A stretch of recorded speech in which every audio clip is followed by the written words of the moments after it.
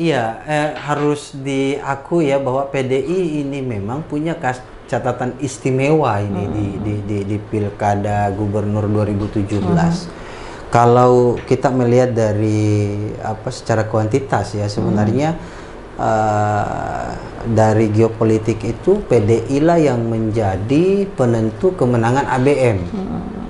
Karena kalau dari segi perolehan ABM itu Gerindra di Dapil Polman itu kurang maksimal dengan koalisinya karena hanya meraih 46% ya. Atau ada kemungkinan tidak juga PDI akan PD maju untuk menjadi 01 Sulbar?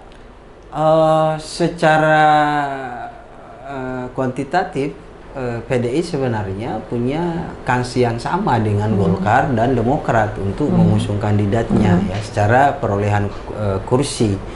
Hanya kita melihat dari segi kesiapan kandidatnya saja dia siap atau tidak. Karena kita tidak bisa tidak ya salah satu faktor yang harus menjadi pertimbangan itu bagaimana progres pemetaan 6 kabupaten dari segi DPT. Misalnya karena kemarin di Pilgub 2019 itu Pak SDK Kalma menang di 4 kabupaten. ABM ini hanya menang di 2 kabupaten Polman dan Pasangkayu. Perolehannya kemenangan itu diraih oleh pasangan ABM ini yang hanya menang di 2 kabupaten. Nah, itu juga menjadi pertimbangan apakah partai itu harus mengambil berdasarkan komposisi partainya atau dia mengambil komposisi DPT-nya. Nah, kalau saya melihat kalau dari segi komposisi itu Demokrat, baik Demokrat ataupun Golkar ataupun PDI Perjuangan ketika akan mengusung masing-masing 01 calon gubernur, saya hampir bisa dipastikan, saya prediksi bahwa 02-nya itu pasti akan mencari prioritasnya dari Polman karena komposisi DPT yang paling banyak. Ataupun kalau berbicara tentang faktor persebaran di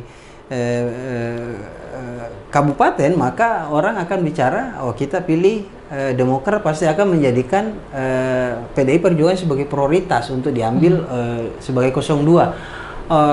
Kalau Golkar karena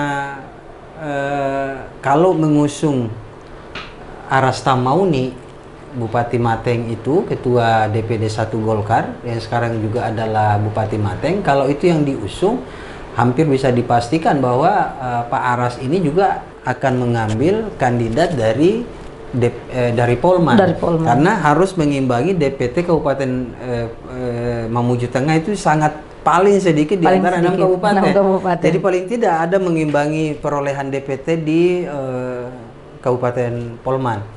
Nah, jadi kalau dari segi itu tadi ya, kalau kita berbicara tentang segi komposisi pasangan, maka akan ada 2 yang akan menjadi pertimbangan utama.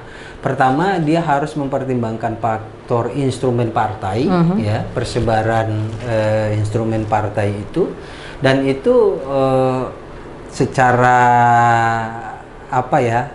top leadingnya itu saya ambil PDI Perjuangan. Karena asumsi di 2017 kemarin kalau itu menjadi salah satu referensi, maka PDI lah yang menjadi penentu kemenangan ABM ini. Dan sekaligus tapi kalau kita berbicara tentang komposisi geopolitik atau demografisnya, maka tentu kandidat seperti Arasta Mauni yang dari Mateng dengan DPT yang kecil, atau Agus Ambojiwa kalau diusung oleh PDI Perjuangan itu harus mengambil kandidat dari Kabupaten Polman untuk mengimbangi ini DPT Kabupaten Mateng dengan Pasangkayu yang paling sedikit di antara 6 kabupaten ini. Iya. Saya kira. Baik.